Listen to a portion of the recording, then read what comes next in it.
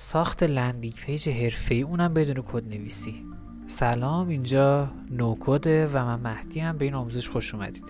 توی این آموزش قراره بهتون یاد بدم که چطور میشه بدون اینکه ما دانش برنامه نویسی داشته باشیم یا به ابزار خاصی مسلط باشیم بتونیم یک لندینگ پیج باحال بسازیم و محصول یا خدمات خودمون رو بهتر معرفی کنیم و اونو به دست مخاطب هدفمون برسونیم.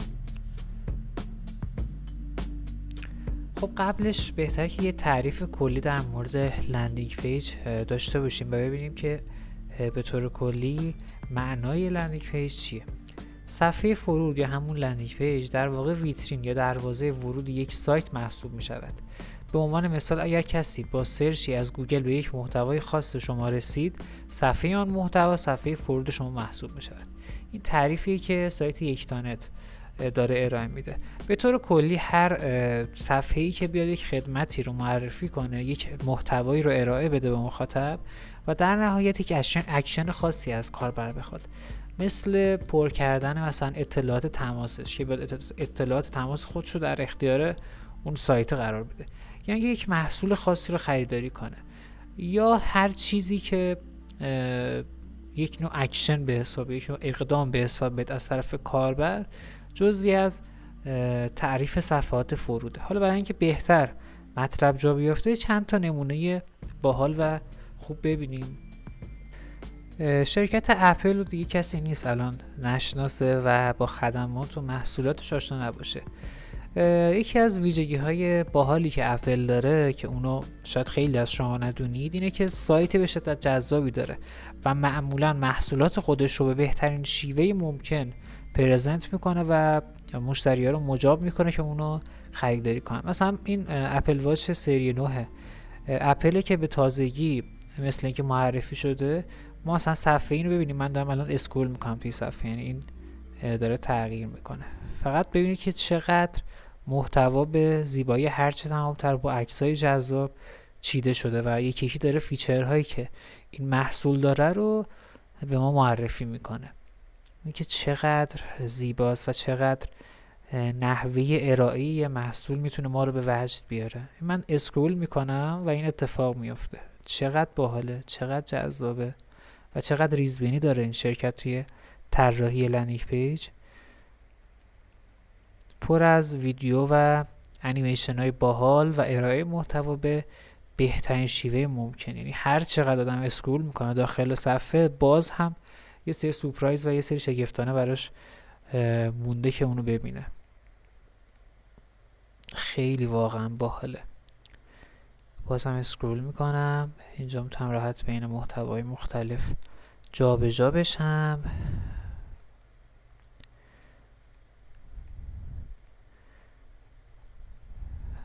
یکی به چه زیبایی و چقدر خوب داره ارائه. در نهایت اینجا میاد دیگه خود محصولات رو میذاره و میگه که من مثلا این محصول رو دارم، عنوانش اینه، ویژگیش اینه و از مثلا قیمت فلان شروع میشه. میتونم اینجا روی دکمه بای کلیک کنم و اون رو خریداری کنم. یعنی آخر داره اکشنی که من ارائه میده اینه که من این محصول رو خریداری کنم. یه صفحه‌ایه که کامل محصول رو پرزنت میکنه، آخرم ویژگی ها رو میده و میگه که محصول رو خریداری کن. این نمونه دیگه ببینیم از محصولات ایرانی. دستیار رو شاید بشناسید، به تازگی که نمیشه گفت، حدوداً چند ماهی هست که خیلی دستیار ترند شده بین کاربرا و کارش هم اینه که یه صفحه نیو تب مرورگر شما شبیه این میشه، یعنی اینجوری میشه. وقتی نیو تب میزنید توی مرورگر، صفحه جدید که ایجاد میشه این شکلیه که میتونید حالا چیزهای مختلفی که دارید و اینجا جایگذاری کنید. مثلا لینک سایت هایی که کاریش دارید، لینک تسک ها، لیست تسک هایی که باید انجام بدید در طول روز به همراه تگ و نمیدونم یادآور. اینجا مثلا ویژت آب و هوا داره، تاریخ داره، اینجا تقویم داره، اینجا دوباره مثلا یه سری اخبار و اینا رو بهمون میگه، یه سری مناسبات های مهم رو بهمون میگه. حالا کار به خود محصولش نداریم، فقط نحوه ارائه محصول رو نگاه کنید. اینجا میاد مثلا میخواد دستیار رو معرفی کنه و مثلا چیزهای مختلفش رو در قالب باکس های مختلف میذاره. من رو کلیک کنم مثلا دارک مود لایت مودش سویچ میشه. میبینیم پایین تر ویژگی های دیگر رو میگه، چند تا از نظرات رو گفت و اینجا هم یه انیمیشن خیلی باحال داره که مثلا میاد همه این ابزارهایی که هست رو حذف میکنه و میگه با دستیار همه اینا رو داری یه جا. اینجا فوتره و تمام. راحت هم میتونم بین قسمت های مختلفش سویچ کنم. و محصول آخری که میخوام صفحه لندینگش رو بهتون نشون بدم اسمش دستکه. دستک محصولیه که شما میتونید باهاش فاکتور بسازید. فاکتور ساز آنلاینه. مثلا یه سری محصولات رو لیست میکنید و لینکش رو برای مشتری میفرستید که آقا شما این محصولات رو مثلا خریداری کردی، این فاکتورش پرداخت کن تا ما برات ارسال کنیم. این همچین چیزیه. و مثلا تیمش رو معرفی کرده، یه سری اسکرین شات گذاشته که توی کاتگوری های مختلف قابل مشاهده هستن و فوتر. خب چند نمونه دیدیم. برگردیم به اسلاید ها تا یه سری نکات دیگه بهتون بگم. خب موقعی که ما این همه لندینگ پیج مختلف دیدیم، حالا باید ببینیم که چطور میشه اینها رو ساخت و چه راههایی برای ساخت اینها وجود داره. اولین راه و شاید متداول ترین راه برنامه نویسی. یعنی ما با استفاده از زبانهای برنامه نویسی بیایم یک صفحه لندینگ پیج سبک و سریع و با اون چیزی که خودمون دوست داریم طراحی و اجرا کنیم. اما برای این کار هم شما نیازی که یک طرح مثلا یو آی داشته باشی، یعنی یک صفحه‌ای داشته باشید طبق اون بیاید کد بزنید، و یا اصلا بیاید از قالب‌های آماده استفاده کنید که اون هم برای بالا آوردن سایت ها باز هم نیاز به دانش فنی دارید و راهیه که برای همه قابل دسترس نیست. یعنی باید حتما سفارش بدید به یک آدمی که مثلا فرانت اند دیولپره و تخصصش این ماجراست، و اگر هم بخواید خیلی مثلا کارتون یه کاستومایز شده و شخصی سازی شده باشه به یه طراح رابط کاربری هم یه سفارش کار بدید که مثلا لندینگ پیجتون رو اختصاصا بیا طراحی کنه و مجموعاً به یک سایت واحد برسید و به یک خروجی برسید که خب هزینه بره، نیاز به دانش فنی داره و در آخر هم احتمال داره اون خروجی که دوست دارید رو بهش نرسید. موضوع بعدی که میتونیم سراغش بریم وردپرس و صفحه سازهای داخلی اونه. منظورم از وردپرس CMS ها هستن و یا نرفت که CMS های دیگر رو بزنم. مثلا شما با وب فلو هم میتونید همچین کاری بکنید. البته وب فلو CMS به حساب نمیاد به طور کل، ولی خب اونم یه ابزاریه که همچین کاری میتونید باشه انجام بدید. و برید سراغ همچین ابزارهایی. مثلا وردپرس یه ابزاری داره به نام المنتور. المنتور یه پلاگین و یک افزونه خارجیه که اگر بخواید میتونید روی وردپرس نصب کنید و با نصب این افزونه میتونید از تمپلیت های خودش استفاده کنید. میتونید با بلوک ها و المنت هایی که داره صفحه خوبی طراحی کنید و این هم نیاز به یک دانشی داره. یعنی باید شما باهاش کار کنید تا دستتون بیاد و بعد از اینکه حالا دستتون اومد بعد یکم ذوق به خرج بدید. یعنی نیاز به یک هوش بصری خوب داره، نیاز به یک دانش بصری خوب داره که بفهمید چطور اجزای صفحه رو توی لندینگ پیج باید چیدمان کنید، هر چیز به چه اندازه‌اش مناسب، اولویت بندیش به چه صورته و این هم هیچ سری دردسرها داره. و راهکار سوم استفاده از صفحه ساز هاست مثل لندین و لندینگ. ما یه سری چیزها داریم، یه سری سایت ها داریم که با اینها شما میتونید یک لندینگ پیج بسازید، یک صفحه‌ای بسازید. حالا الزاما لندینگ پیج نه، مثلا یه سایت شخصی بیارید بالا، سایت تک صفحه‌ای شخصی، مثل یعنی عکس پروفایلتون هست، یک توضیحاتی هست و لینک های مرتبطش. مثلا این مثالیه که میتونم در موردش بزنم. و برای اینکه کاملتر و بهتر با این صفحه ساز آشنا بشید، بهتره که من این دو تا سرویس رو بهتون معرفی کنم و با امکانات باحالش آشنا بشید و در آخر اگه خواستید با اینها کار بکنید. البته من نظر خودم هم میگم که بین لندین و لندینگ کدوم ترجیح شخص خودمه، ولی هر جفتش رو یه توضیح اجمالی میدم. خب بریم سراغ بررسی لندین. خب سایت لندین باز شد، یه سایت به شدت باحال و کاربرپسنده که اینجا توضیحات خوبی هم داره. که از ویژگی های لندین اینه که به اندازه کافی خود سایت گویا هست، یعنی نیازی به توضیح من نیست. فقط یک بار میخوام پروسه ساخت لندینگ پیج رو با هم بریم جلو. خب من روی این گزینه کلیک میکنم و منتظر میمونم تا صفحه ثبت نام بیاد. خب صفحه اومد، اینجا صفحه ورود، روی ثبت نام کنید کلیک میکنم و اینجا ثبت نام با گوگل رو میزنم. منتظر میمونم تا صفحه گوگل بیاد و یک کدوم از ایمیل هامو انتخاب کنم.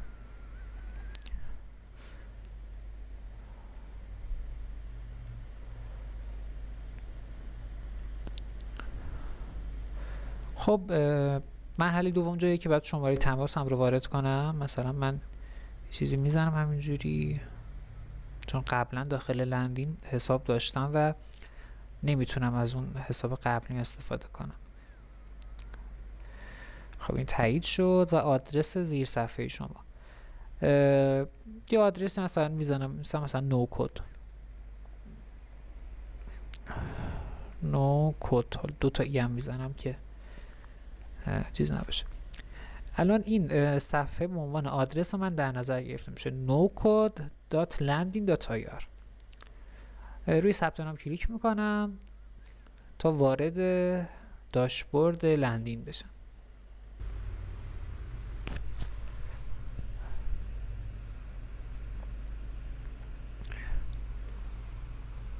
خب صفحه اومد بالا و در پلن رایگان من حق دارم که 7 روز و یک لندینگ پیج رو بسازم. یعنی مدتی که لندینگ پیج هم میتونه بالا باشه نهایتاً 7 روزه، که فرصت خوبیه برای اینکه من تمامی امکاناتی که در اختیارم قرار میده رو تست کنم. روی ساخت صفحه ورود جدید کلیک میکنم. یکی از ویژگی های خوب لندین اینه که پروسه ساخت لندینگ پیج داخلش به صورت مرحله‌ایه و اطلاعات رو از شما مرحله مرحله دریافت میکنه.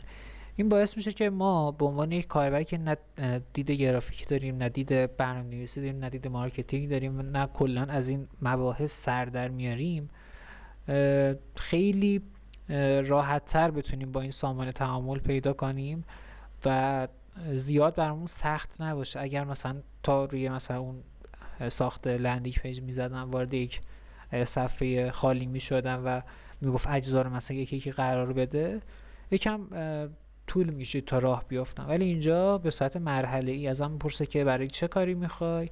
مثلا برای معرفی محصول میخوام، محصولم و فعالیتم تو کدوم دسته‌بندی، مثلا تو دسته‌بندی آموزشیه و با توجه به چیزایی که من گفتم یه چیزی آماده میکنه خودش. یعنی سوالاتی که میپرسه تو چیزی که اینجا ما داریم به صورت پیشنمایش مشاهده میکنیم دخیله و مرتبط به این. توی پلن رایگان ما میتونیم 3 تا از این چیزها رو انتخاب کنیم و اگه بخوایم بیشتر انتخاب کنیم باید حتما اون پلن ها و پکیج های بالاترش رو خریداری کنیم. من مثلا متن رو انتخاب میکنم، امکانات رو برمیدارم، جمع‌آوری لید رو انتخاب میکنم، قیمت گذاری هم برمیدارم و مثلا توصیه نامه هم انتخاب میکنم.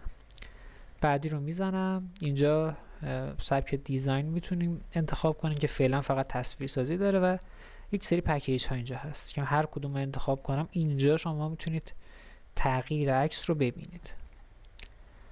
مثلا من این انتخاب میکنم، روی بعدی کلیک میکنم. اینجا فونت، سبک رنگ بندی و رنگ بک‌گراند رو انتخاب کنم. با اینها اوکی هم، نیاز به تغییر نیست. روی ساختن کلیک بکنید یکم دستتون بازتر میشه، منوی بیشتری در اختیار دارید. یه عنوانی براش انتخاب میکنم، مثلا میگم که سلام. تصویر شبکه‌های اجتماعی رو میتونم اینجا آپلود کنم یا به صورت مستقیم اینجا قرار بدم.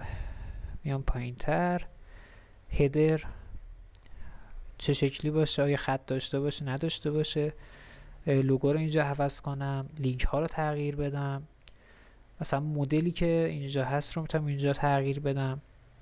این چقدر راحت این اتفاق میفته. اگر مثلا روی دکمه مداد هم کلیک بکنم میاد دقیقا اون کامپوننت یا اون سکشن رو پیدا میکنه و میگه که اینو میخوای تغییر بدی، بیا اینجا چیزش. و کار من خیلی راحت میکنه. با این فلش ها میتونم اجزا رو پایین و بالا کنم. حالا درگ اند دراپ هم داره یا نداره. اینم دوپلیکیت، اگه بخوام از همین یه کپی داشته باشم میتونم روی کلیک کنم. دیگه توضیح نمیمونه، تقریبا همه چی اوکیه. اینم فوترشه که اصلا روی این میذارم. یه سری سرویس های جانبی هم هست که میتونیم صفحه خودمون و لندینگ پیج خودمون رو بهش متصل کنیم، مثل گوگل آنالیتیکس، مثل گوگل تگ منیجر و سرویس های دیگه مثل رایچت و هاتجر که توی پلن تجاریش هست. و در آخر باید من آدرس لندینگ پیج رو اینجا وارد کنم. یه چیزی وارد میکنم، حالا برای من زیاد اهمیتی نداره و اینجا دست خودتونه. اینجا هم میتونم دامین سایت رو انتخاب کنم، .ir باشه، .in باشه، .shop باشه. اینم به عهده خودتون هست. و دیگه من ثبت رو کلیک میکنم و روی انتشار کلیک میکنم. خب لندینگ پیج من ساخته شد و الان اینجا باید اضافه بشه که اضافه هم شد. روی حالت در حال انتشار. از این طریق من میتونم لندینگ که ساختم رو مشاهده کنم، ببینم که خروجیش از آب در اومد. خب دیدید که من توی 5 دقیقه تقریبا یه همچین صفحه ساختم که تمامی محتواش قابل تغییره و صفحه‌ای که خیلی میتونم بهش پرابار بدم، خیلی میتونم از مخاطب محتوا بگیرم. و هدف من توی این صفحه این بوده که یک چیزی رو از کاربر دریافت کنم، اطلاعات کاربر رو دریافت کنم. تمامی این فیلدها و تمامی محتواها قابل تغییره و میتونید یک صفحه رو، یک لندینگ پیج رو به سادگی هرچه تمام‌تر بسازید. خب به نظرم بریم سراغ موضوع بعدی و سراغ سرویس لندینگ. ببینیم که لندینگ چه چیزی برامون داره و چقدر میتونیم روش حساب کنیم.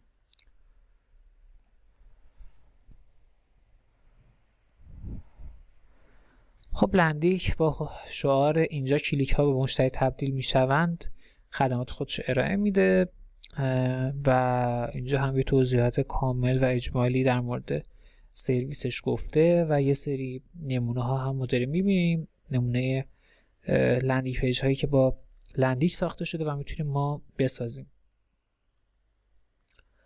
روی رایگان شروع کنید کلیک میکنم.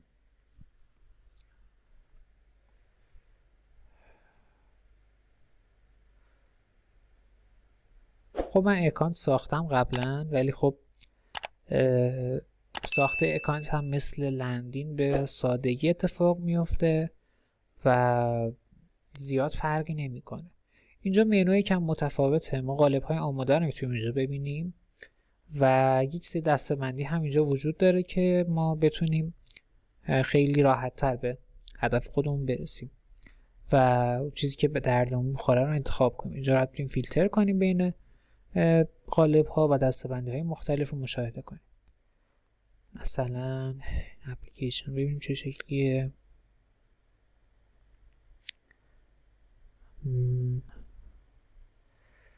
مثلا من رو کلیک میکنم، پیشنمایش رو میزنم تا یکم دقیق تر اون رو بررسی کنم.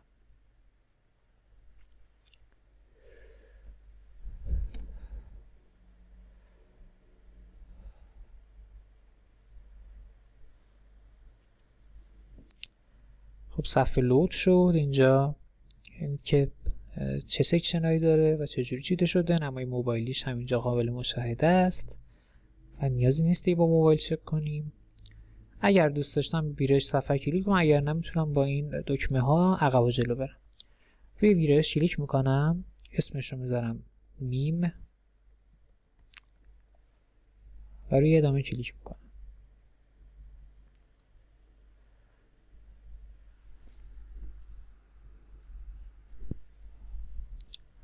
خب لندینگ پیج من ساخته شد. اینجا یکم محیطش با لندینگ متفاوته. اجزا بالای صفحه قرار دارن و میتونم هر کدوم خواستم به لندینگ پیجم اضافه کنم. روی هر کدوم از اینا که هاور میکنم روشون رد میشم یه کادر آبی رنگ میاد، یعنی قابل کلیک هستن و میتونم اینجا تغییر بدم به سادگی هرچی تمام‌تر و دیگه اگر بخوام چیزی رو اضافه کنم از بالا کافیه که انتخاب کنم و یه جایی رو مشخص کنم که اون بلاک به صفحه اضافه بشه.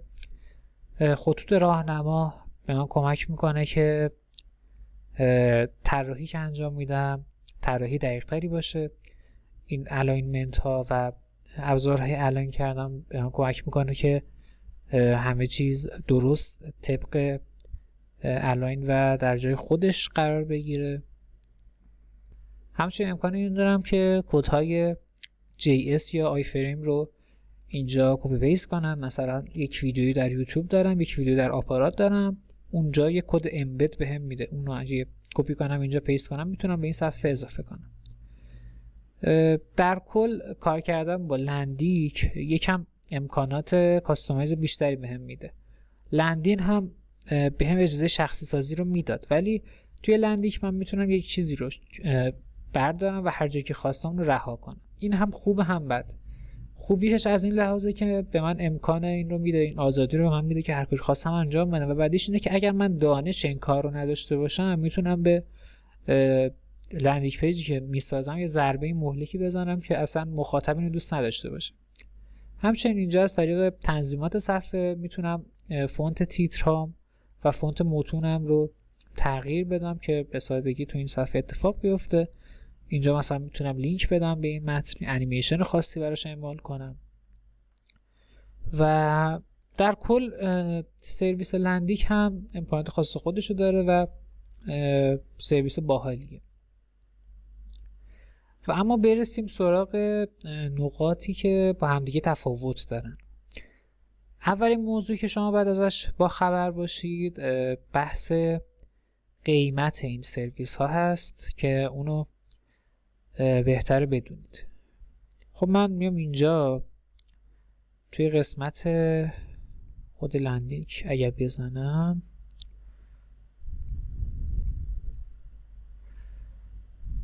یک لحظه من تعرفه ها رو بیارم.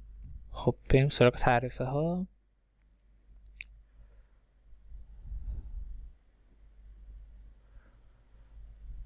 اینجا به من اجازه میده با پرداخت 99,000 تومان به صورت ماهیانه یا 300,000 تومان به صورت سالانه یک لندینگ پیج بسازم و تمامی امکانات رو در اختیار من قرار میده.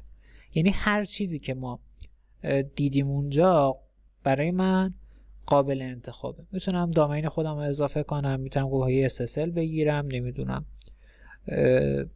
از لحاظ بازدید نامحدود، از لحاظ گرفتن لید که همون اطلاعات از کاربر نامحدوده و بدون امضا، یعنی اسم لندیک پایین سایت نمیخوره و خیلی قیمتش مناسبه.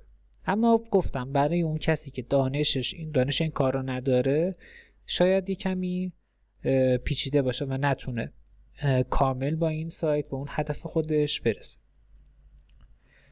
حالا این سراغ لندین و قسمت تمدید یا ارتقا که تعرفه هاشو ببینیم. خب لندین به صورت مرحله‌ای اطلاعات رو از کاربر دریافت میکنه و لندینگ پیج رو آماده میکنه و اون فشار و اون فکری که کاربر باید انجام بده تا یه چیز زیبا رو طراحی بکنه رو به کمترین حد ممکن میرسونه. چرا؟ چون خودش به شدت وکتورها و قالب‌های باحالی در اختیار کاربر قرار میده و دیگه نیازی نیست کاربر کمترین میزان دانشی در این موضوع داشته باشه. اما موضوعی که وجود داره اینه که از لحاظ هزینه‌ای کمی لندین هزینه بالاتری دریافت میکنه. مثلا پلن پایش توی مدت 1 سال که این امکانات در اختیار ما قرار میده حدوداً 2 میلیون تومان هزینه شه و از نظر من به درد بیشتر کسب و کارها میخوره. در کل کسانی که دانش این کار رو ندارن، دانش طراحی لندینگ پیج ندارن، خیلی لندین بهشون کمک میکنه و خیلی میتونه کارشون راه بندازه. با اینکه هزینه بیشتر دریافت میکنه اما خیال کاربر، خیال اون فردی که داره طراحی رو انجام میده راحته، به خاطر اینکه همه چیز در اختیارشه و همه چیز درست سر جای خودش قرار گرفته. من بهتون گفتم اگر توی این صفحه توی مثلا پروسه ساخت من دانش این کار رو نداشته باشم میتونم کلا کار رو زیر سوال ببرم. اما لندین هر چیزی که داخل صفحه قرار میدیم رو طبق ساختار استاندارد و درستش قرار میده و ما اجازه نمیده تا تجربه کاربر رو خراب کنیم و در نهایت به نظرم بازدهی بهتری داره. و این قالب هایی هم که داره به دلیل اینکه قالب های زیادی هستن حداقل من رو راضی میکنن.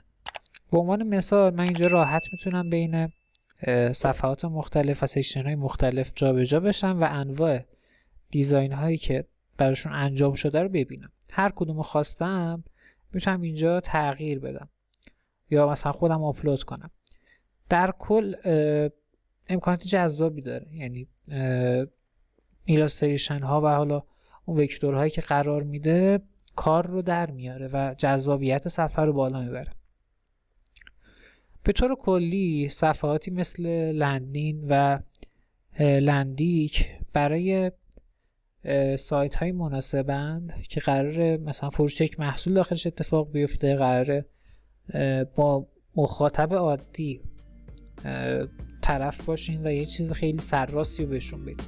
اما اگه بخوایم مثل شرکت اپل، مثل سایت های محصولات ایرانی که مشاهده کردیم، دستک و سایت دستیار، یه کمی کار رو جذابتر ارائه بدیم، یه کمی دست خودمون بازتر کنیم توی همه چیز، باید بریم سراغ برنامه‌نویسی یا استفاده از وبفلو، وردپرس و سیستم هایی که یه کمی نیاز به دانش فنی داره. این انتخاب با شماست که از کدوم اینها استفاده کنید و من سعی کردم تو این آموزش و تو این ویدیو تمامی حالتهای موجود رو براتون توضیح بدم و امیدوارم که بتونید توی کارتون ازش استفاده کنید.